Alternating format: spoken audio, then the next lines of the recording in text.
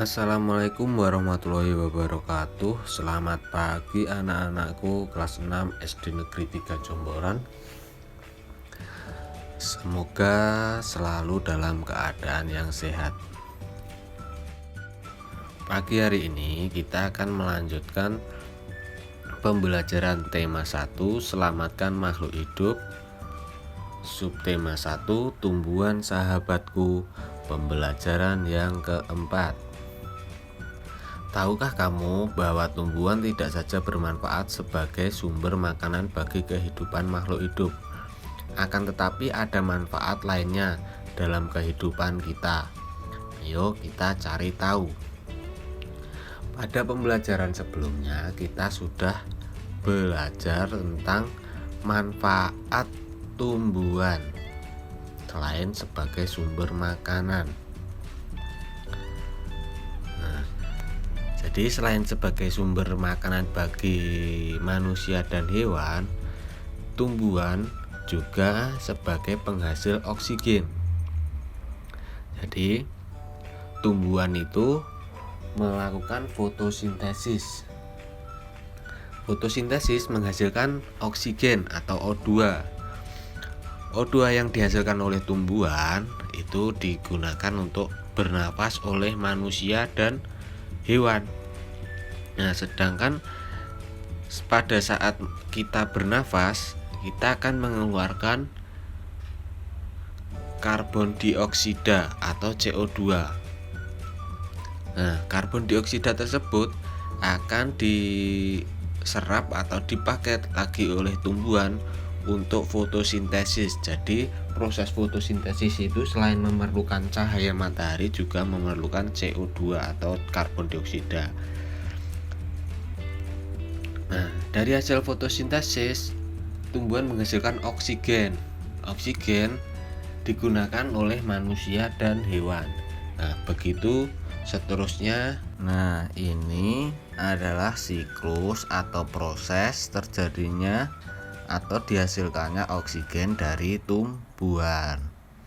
Jadi kalian bisa bayangkan kalau tidak ada tumbuhan di bumi kita ini, tidak ada penghasil oksigen untuk manusia dan hewan bernafas.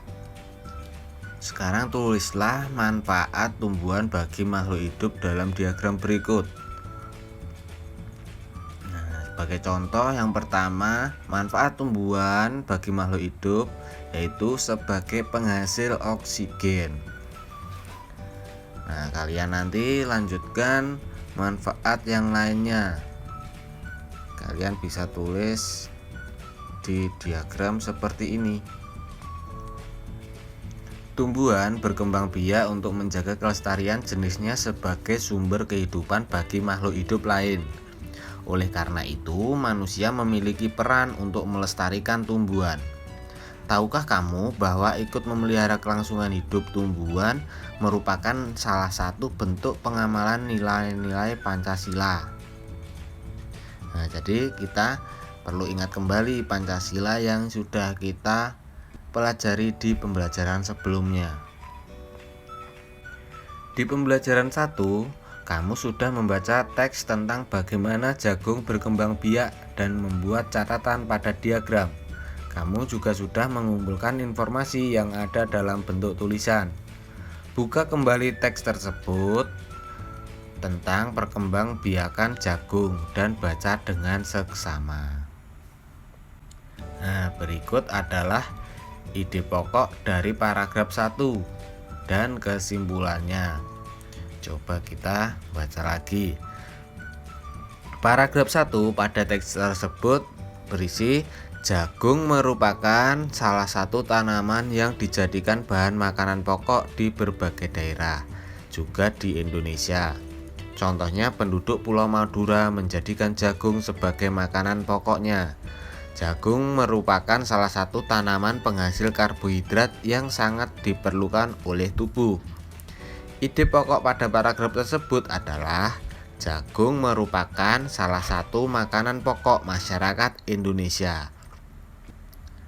Nah, kesimpulan dari paragraf yang pertama, adalah jagung sangat penting di Indonesia.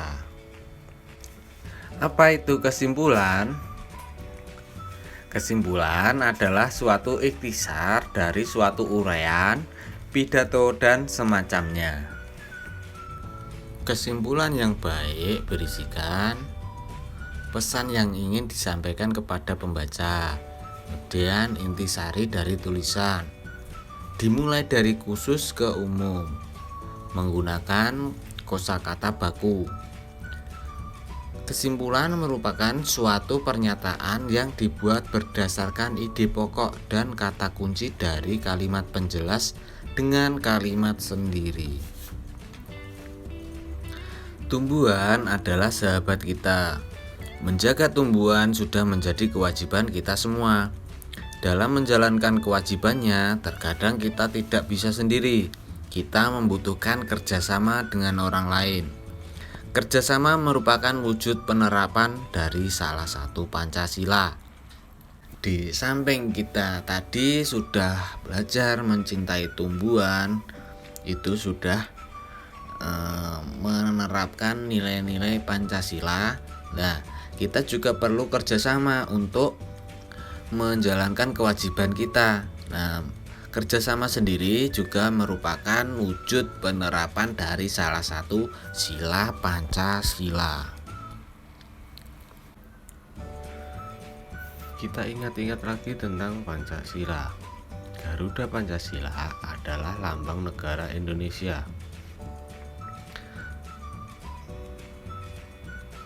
Lihatlah perisainya. Perisai ini memuat simbol dari sila-sila pada Pancasila. Pancasila adalah dasar negara kita. Pancasila berasal dari dua kata, yaitu panca dan sila. Panca artinya 5 dan sila artinya dasar atau aturan. Jadi Pancasila artinya 5 dasar atau 5 aturan. Pancasila berasal dari dua kata, yaitu panca dan sila. Panca artinya 5 dan sila artinya dasar atau aturan. Jadi Pancasila artinya 5 dasar atau 5 aturan. Nah, berikut lambang dan bunyi masing-masing sila pada Pancasila dari sila 1 sampai sila kelima. Nah, pada pembelajaran sebelumnya kita sudah belajar nilai-nilai yang terkandung dalam sila yang pertama, yaitu sila ketuhanan yang Maha Esa. Dan kita juga sudah belajar nilai-nilai yang terkandung dalam sila kedua, yang berbunyi kemanusiaan yang adil dan beradab.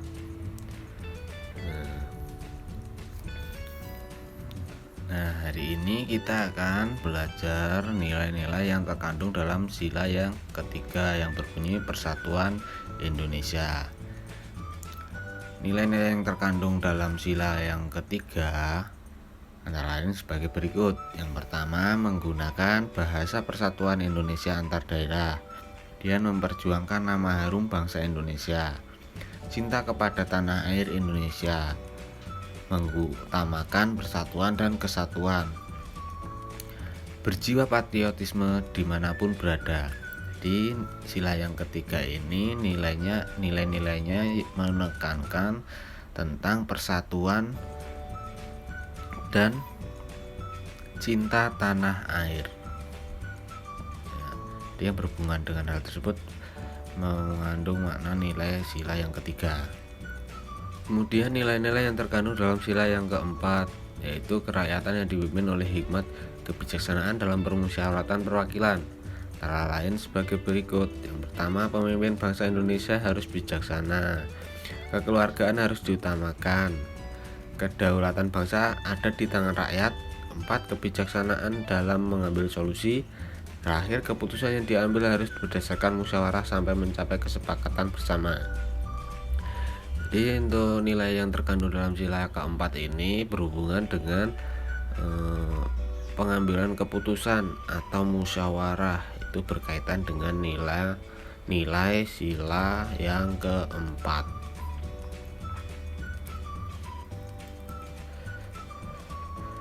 Nah, terakhir nilai-nilai yang terkandung dalam sila kelima, yaitu keadilan sosial bagi seluruh rakyat Indonesia. Nilai-nilai yang terkandung dalam sila kelima antara lain sebagai berikut. Yang pertama, perilaku yang adil harus diterapkan baik di bidang ekonomi, sosial, dan politik. Hak dan kewajiban setiap orang harus dihormati. Perwujudan keadilan sosial bagi bangsa Indonesia.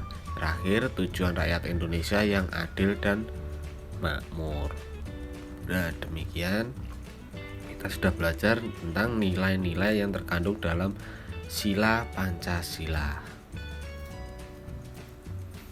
Untuk tugas berikutnya, sekarang anak-anak amati kedua gambar berikut. Nilai-nilai Pancasila dari sila keberapakah yang terkandung dalam kedua sikap pada gambar tersebut? Tulis penjelasanmu dengan singkat. Jadi, pada gambar yang pertama tadi terkandung nilai-nilai sila yang keberapa? Tuliskan alasanmu. Kemudian untuk gambar yang kedua juga termasuk penerapan sila yang keberapa? Tulis dengan alasanmu.